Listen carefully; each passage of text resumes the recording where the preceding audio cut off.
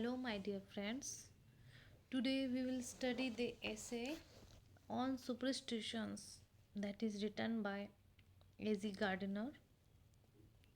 In this essay, Gardiner he is talking about the superstitions. Superstitions means andhavishwas.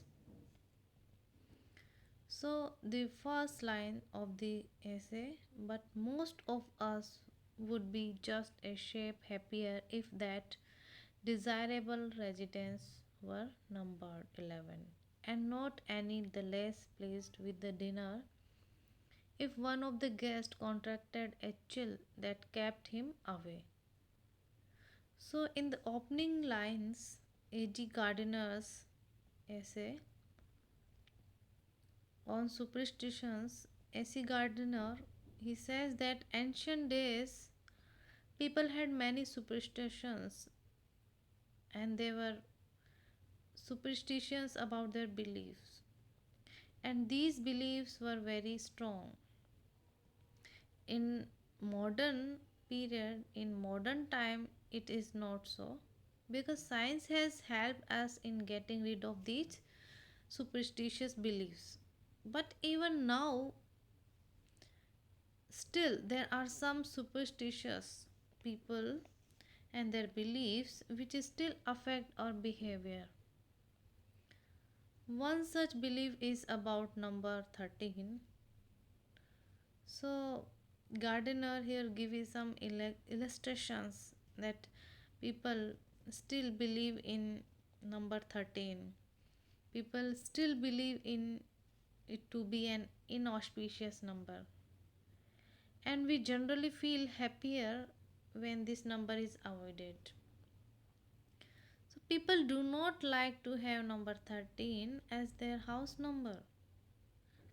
But most of us would be just a shade happier if their desirable residence were numbered 11. So he is giving illustrations of numbers. When we are invited to a party, we feel happier and there are less or more than 13 persons. If the number 13 we very much wish that one of the person invited catches cold and does not come. So although if we ask a companion about his beliefs in this, he would not confess it, but the belief is there. So writer the essay is saying that people still believes in superstitions. People are still superstitious. Here, A.C. Gardner says that the psychological effect on the mind may cause death for minor ailments if some superstitions grips in his mind. So, here, writer relates an example of a soldier who was fatally wounded in the battlefield, and he was brought to the hospital dangerously in distorted condition. The doctors patched up his wounds so carefully that he recovered wonderfully. But when he was on the verge of his recovery, his mind was disturbed. Why? Because he came to know that he was lying on bed number 13. So, this psychology gripped his mind, and only a minor pimple on his nose appeared, which was enough to create mental tension, and he died. So, this is an example of superstitious people. The person who could survive such a big blow of wound could not wear small pimple on his nose. It was the result of his superstition. So, A.C. Gardner here intends to convey that the superstitions about number 13 plays fatal effect on a mind of a patient. That is why he refers Florence Nightingale, who strongly recommended for flowers to be kept in sick man's bedroom. He gives examples of Dunmel, who was a French doctor who served in World War I, and he wrote about his experiences in war hospital.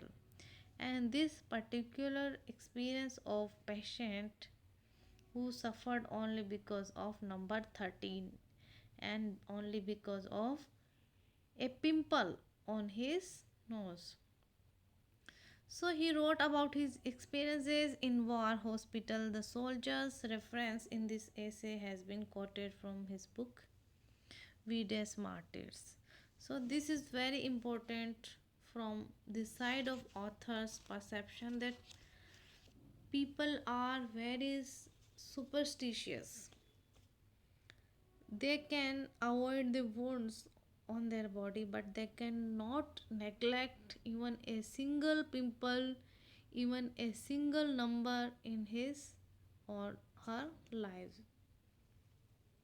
In the next lines, A.C. Gardiner's essay, he says that some of the common superstitious beliefs is that with the advancement of the science and increase in our knowledge about nature and our belief that appears just baseless,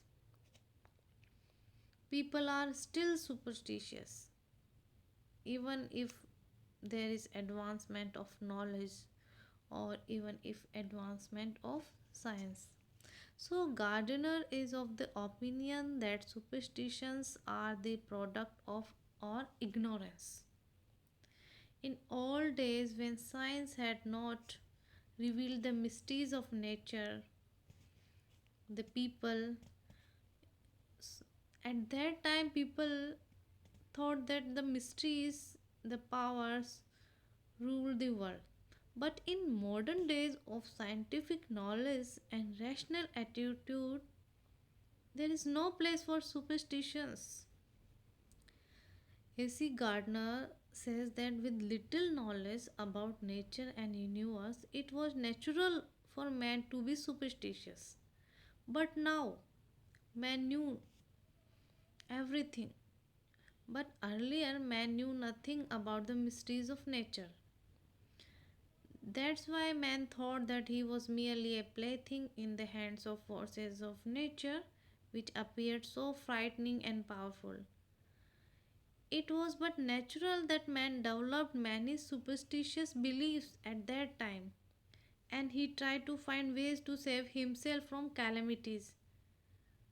And man was carried away by floods, drowned in waters, burned by fires, and killed by various diseases. So it was justifiable. But now science is developing, new knowledge is coming. So he saw lightning and heard the roar of thunder. He thought that it was expression of God's anger for him because he did not know the physical reasons of these things. Earlier he did not understand as to why people fell ill and died, but now he knows everything. Earlier he came to the conclusion that it was a punishment for his wrongdoings, and he believed that the powers which rule the world are kind and cruel both. He did not know why these powers were sometime helping and at the time destructive, and he used to thought that everything in the universe was related to his fate, and the ruling powers expressed their wrath and pleasures through thunders or flight of birds. These powers were supposed to warm and guide man through various natural events, thunders, lightnings, rains, and storms, etc. These events were called omens, and as a result, men almost always sought to advice of fortune tellers, especially in the times of their difficulties. So we have various examples in our older times when science was not progressed, but now we are going towards the advancement of science. our knowledge is increasing, but still there are superstitious people in this world.